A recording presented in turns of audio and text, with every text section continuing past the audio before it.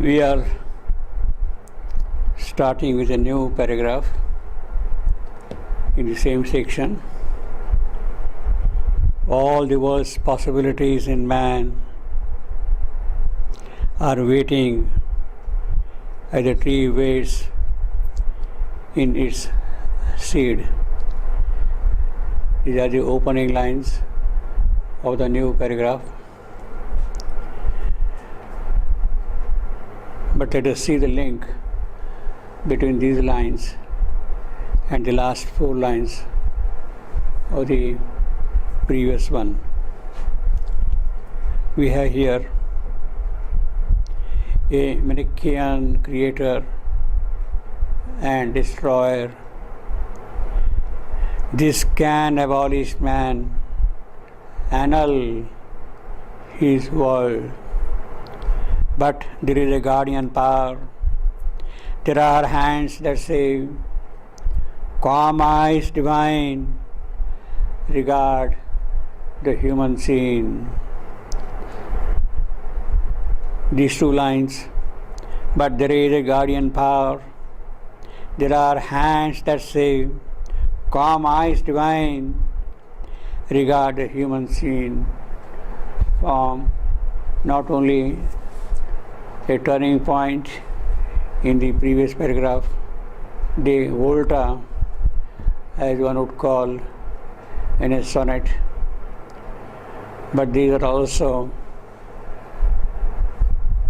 a preface to what is going to follow in the next paragraph. That is what we have got here. Calm eyes divine regard the human scene. All the worlds. What do these common eyes see? These common eyes see that all the world's possibilities in man are waiting in him, as does a tree in the seed.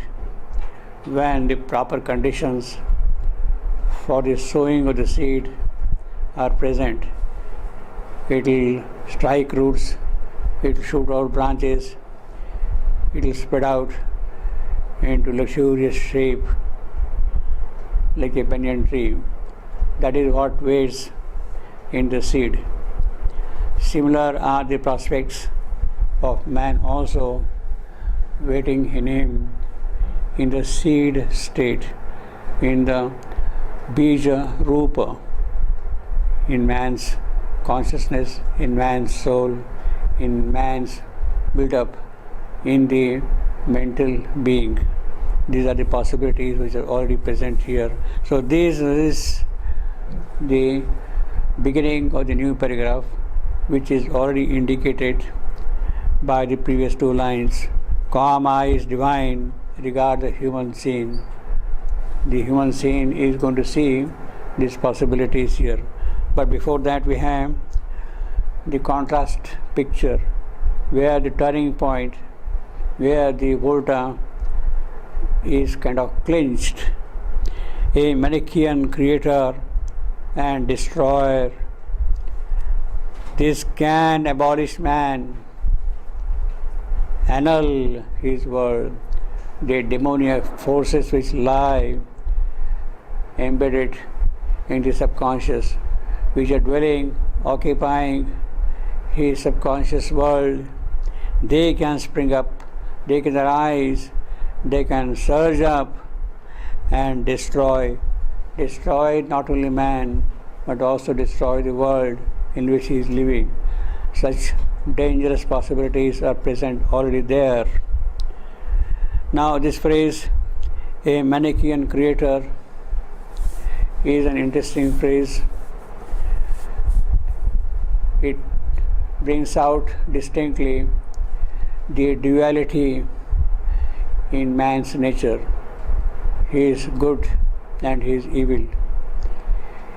His dark side, his bright side. The prospects of happiness in contrast to the suffering and the pain in which he lives. So it is in that contrast you have got a very apt phrase, Manichaean, which speaks of basically of the duality which is present in the existence now. The existential reality is a dual reality of good and evil, of bright and dark. And it is that phrase which is now introduced here, a Manichaean creator, that is what he says. And also he is a destroyer, because he is Manichaean. He has both these sides of creation, of giving rise to something new, and of destroying not only bad, but also possibly the good. That is what he can do, that creator, Manichaean. Now, in that sense, the essay is very systematically developed. The essay in poetry is very systematically developed.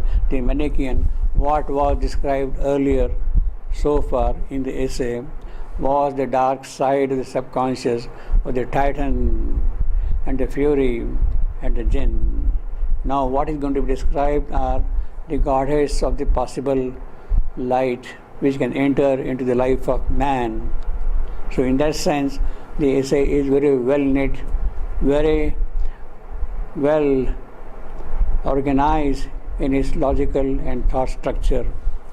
A Manichaean creator and destroyer. Now this phrase Manichaean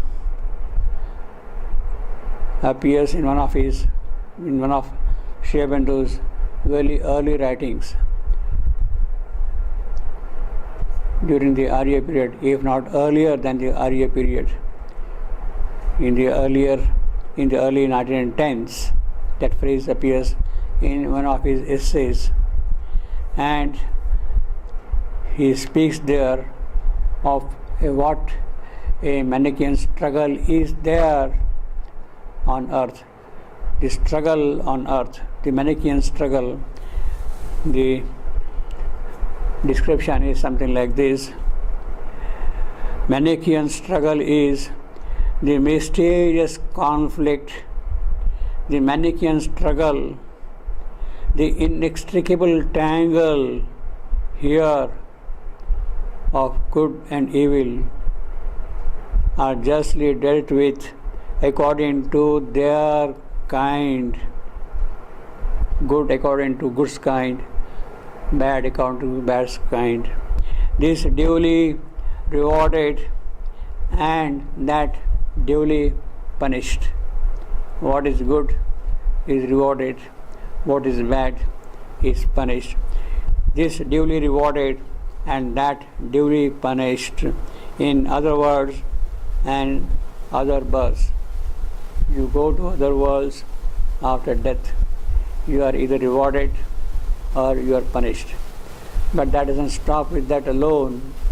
It continues when you are reborn. When you take the next birth, again the good and the evil follow you. Both of them follow you. That is the Manichaean struggle which is present inevitably on the earth. And the real problem which Savitri is seeing is the struggle in human nature. She has to be fully aware of it and then find out the solution that it is resolved. The Manichaean struggle, the mysterious conflict, the Manichaean struggle, the inextricable tangle here of good and evil are justly dealt with according to their kind. This duly rewarded and that duly punished. In other worlds and other births. Here is therefore a dominant, one might say, moral law which is prevalent in the human consciousness. But it is much deeper than the moral law. It is present in the occult depth of man, in his subconscious, and it is there that one has to strike the difficulty which is present in the struggle of this Manichaean law. So in that sense, we are already told something in this particular passage what Savitri is going to see, and in contrast to that, what are the prospects waiting for man. Let us read again those lines. A Manichaean creator and destroyer, this can abolish man, annul his world. But there is a guardian power. There are hands that save. Calm eyes divine regard the human scene. All the worst possibilities in man are waiting as the tree waits in its seed. The tree is waiting there in the seed state itself and flower up soon. So in the same manner, there are possibilities in man. His deep soul is there, although it is governed or it is in the environment of these evil forces as well as perhaps benevolent forces. And those possibilities will open out in man under certain conditions. What conditions? That is what will be described shortly. His past lives in him. The past of man lives in man. It drives his future's pace. Because these possibilities are present there, he can shape to some extent his future. His present acts, how does he shape the future? By his present acts.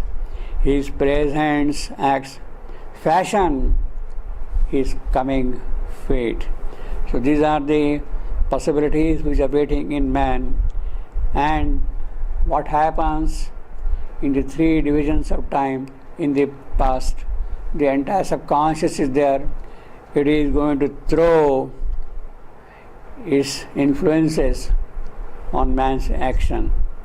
At the same time, his present is there in his hand, and to some extent he can mold his future, his fate.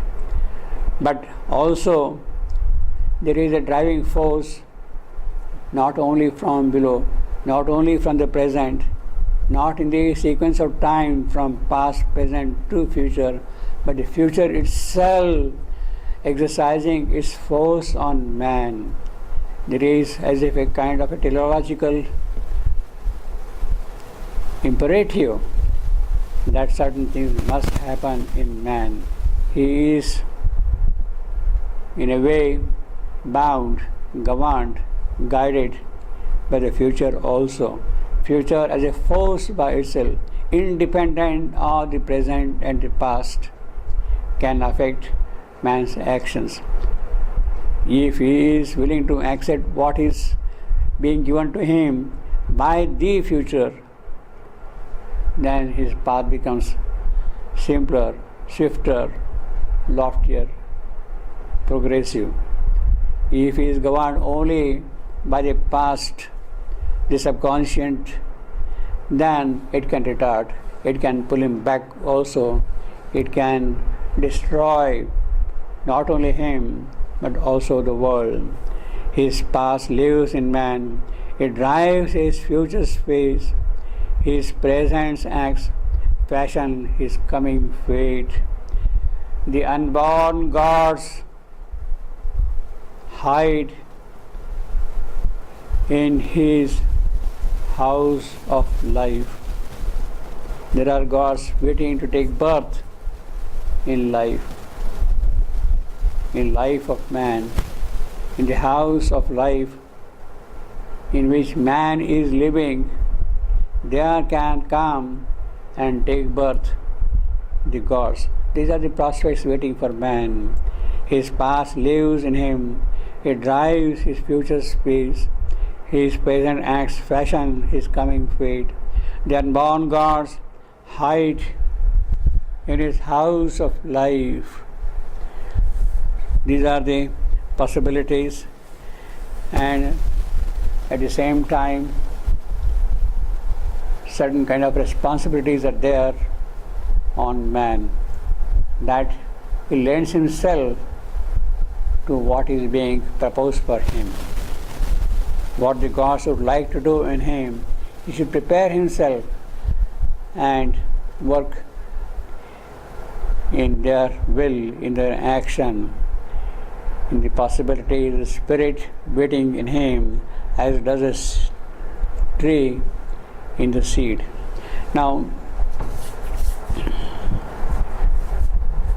this simile of the seed is extremely significant, is extremely important also, is metaphysically loaded.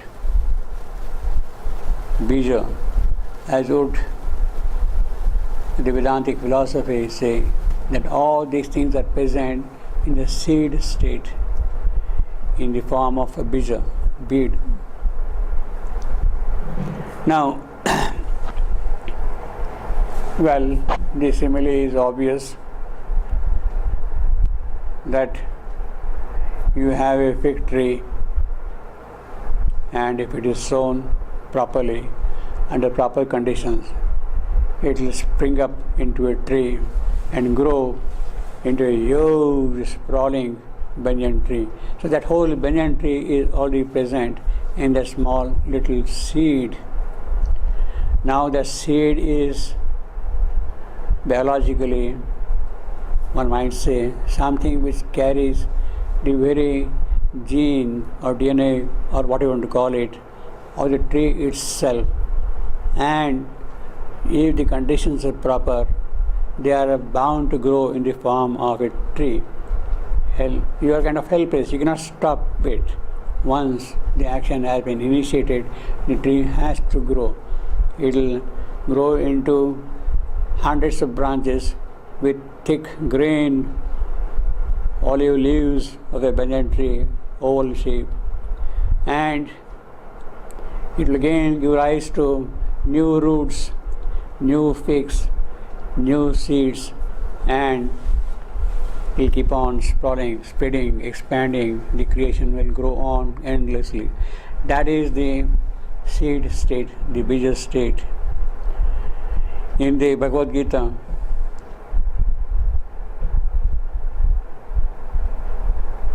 Sri Krishna says that among the trees,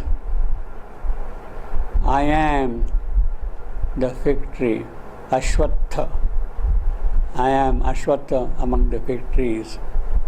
The tree of this world, of this creation, it is that in which I am present. It is that particular seed of the presence of Krishna which gives rise to this vast tree, the fig tree, the banyan tree. It is that state. Now, in the Chandogya Upanishad, there is a very instructive description. Shvetaketu was given the knowledge of the seed state by his father himself. The father asked the son to bring a fruit from the fig tree.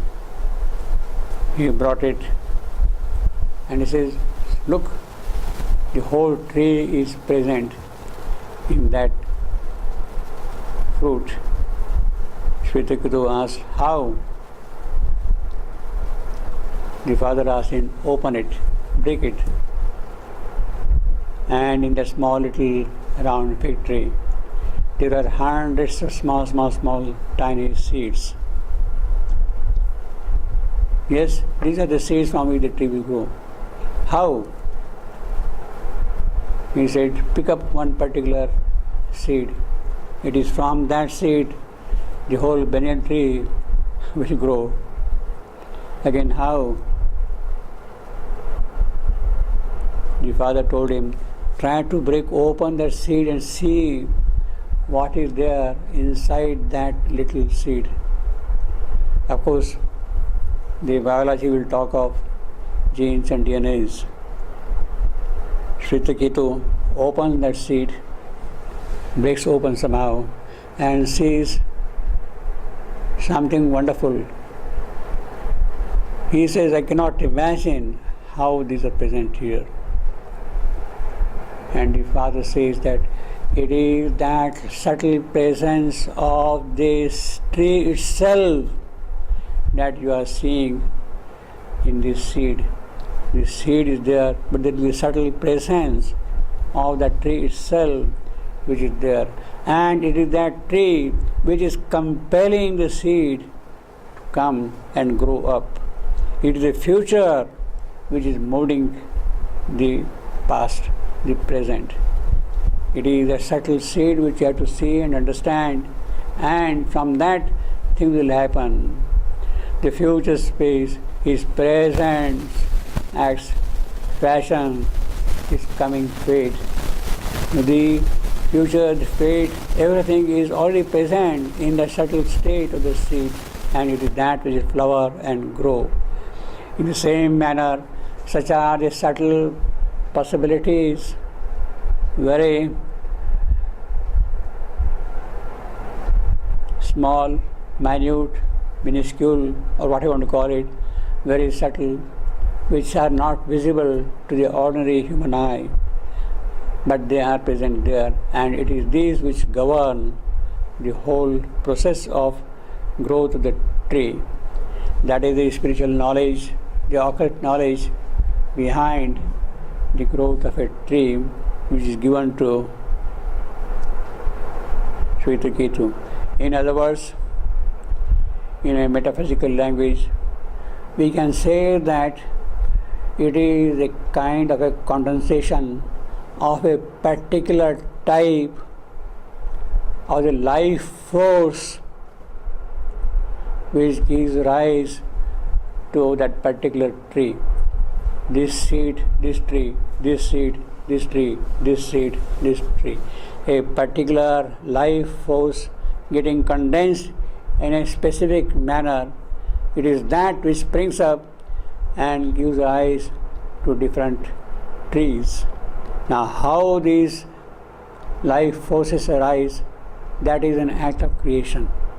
That is another aspect altogether. But the seed itself contains that life force, and it will drive it to grow in no other way but that. It must grow, a fig tree must grow in a fig tree, in that manner. To give another example, one could say that whenever Michelangelo saw a block of Carrara marble, huge, beautiful, massive marble stone or rock, what did he see in that? He didn't see that thing as a stone, as a piece of marble, as a rock. He says, I am already seeing in that a statue, in that marble rock.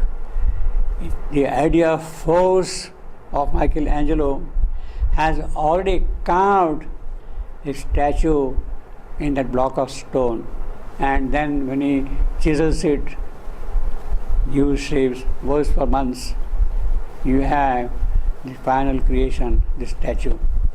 But the idea of force of this statue is already present in his mind, and it is that which takes shape. In the same manner, the life force condensed in a particular manner with the material basis gives rise to the possibility of a particular tree. And that is exactly what he says. I am Ashwatha. I am present there, and it is that which has to grow from that tree. Among the trees, I am Ashwatha, the banyan tree. Krishna says that. And the beauty of this tree is, he says again later on in the Gita, is that its roots are up in the sky. The banyan tree which he is talking of, its roots are present in the sky and its branches spread down below.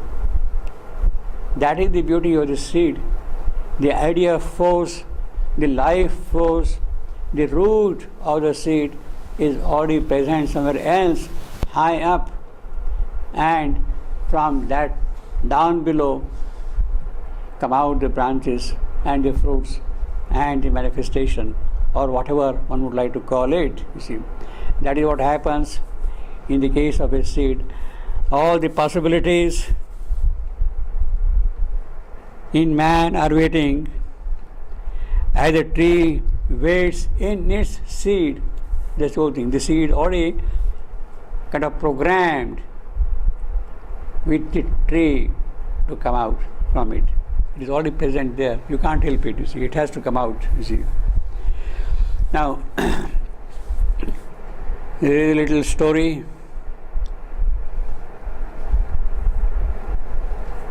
of a cobbler, Puranic story of a cobbler. He was a simple, ordinary kind of a man, so to say, but he had very deep inner spiritual realizations. He already, due to his work, his engagement with his daily activities, he had kind of identified himself with Vishnu, that cobbler. And Vishnu was, of course, pleased with it.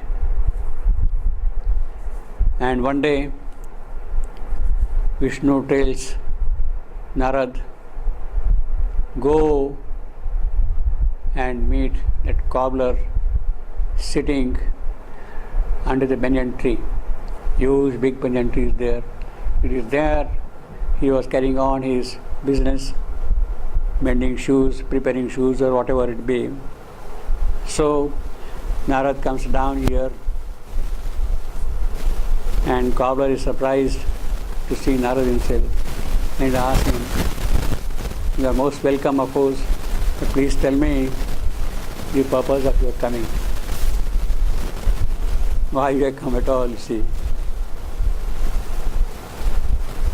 Narad says that I have been told by Vishnu to come and visit you. Oh, is that so? He was very happy about that. But then this cobbler asked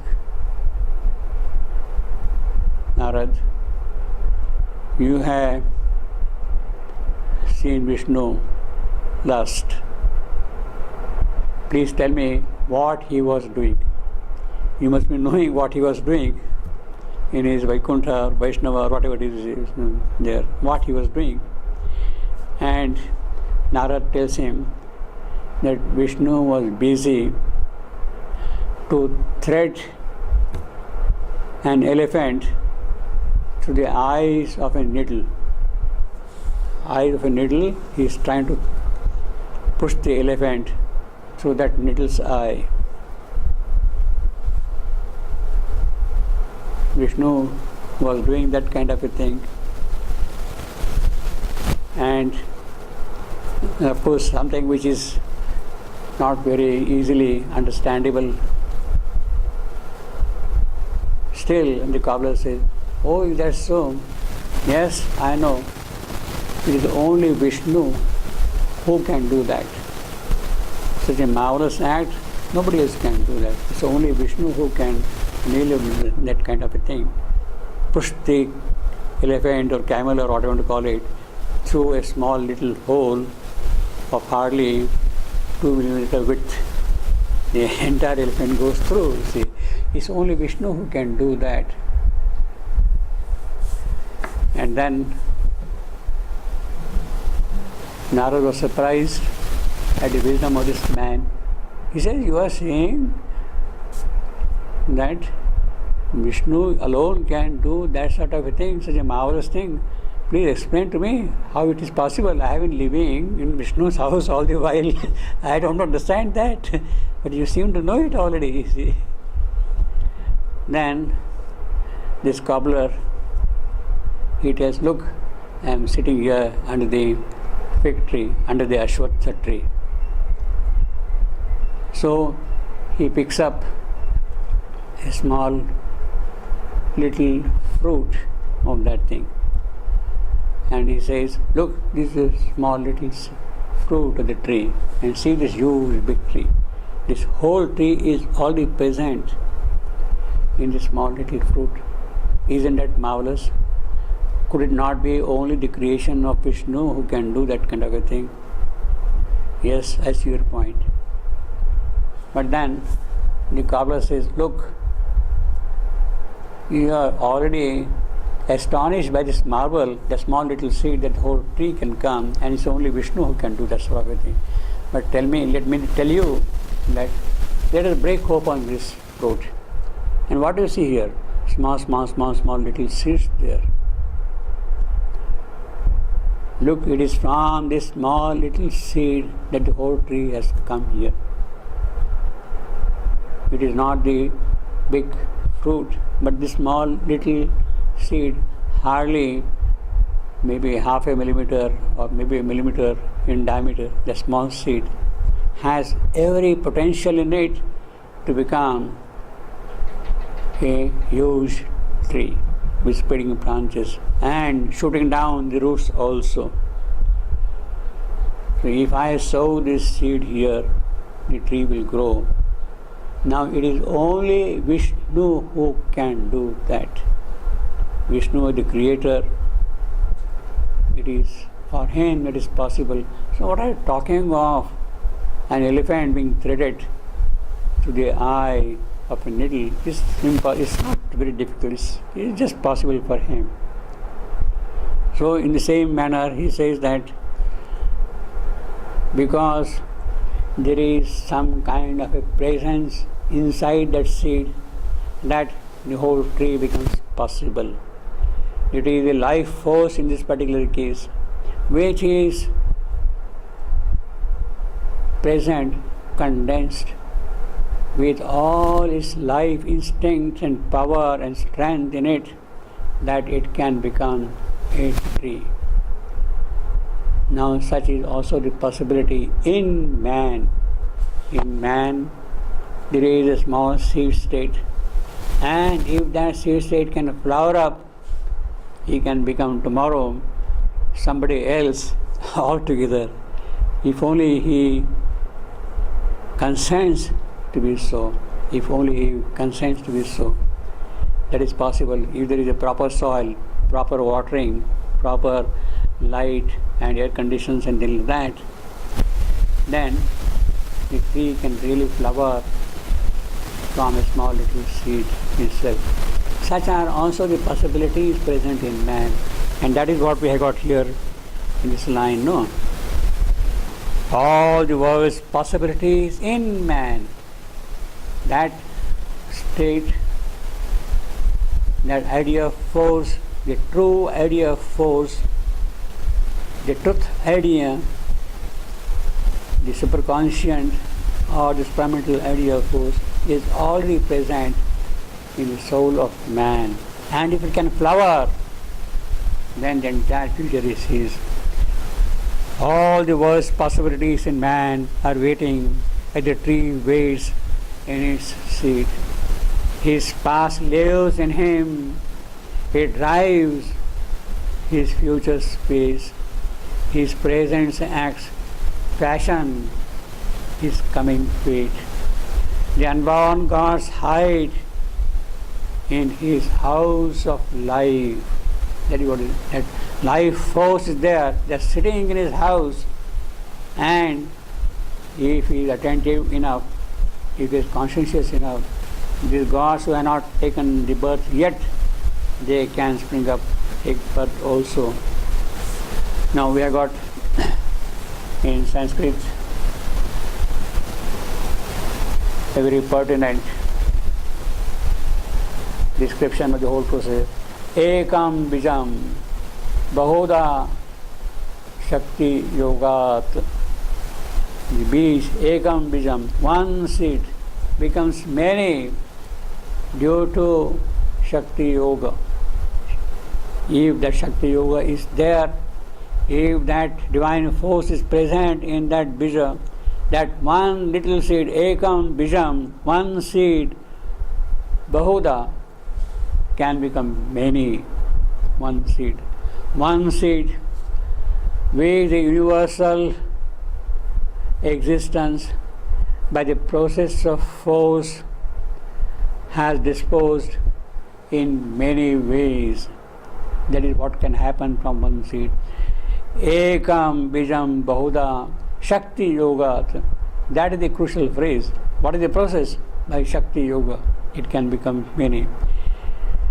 A tree, in that sense, already exists in the seed because of that possibility, that life force being present in the seed, and because of the proper conditions of the Shakti Yoga being performed, that it can become many, that it can become a tree also by Shakti Yoga. In fact, that is also suggestive what Savitri has to do shortly. That seed is already present in her. That seed has to become many by Shakti Yoga. All those possibilities are there in man in the form of a seed, and that seed has to flower by the efficacy, by the power, by the thrust, with the push of Shakti Yoga. That is what Savitri has to do shortly. Shakti Yoga is the crucial thing in the whole process.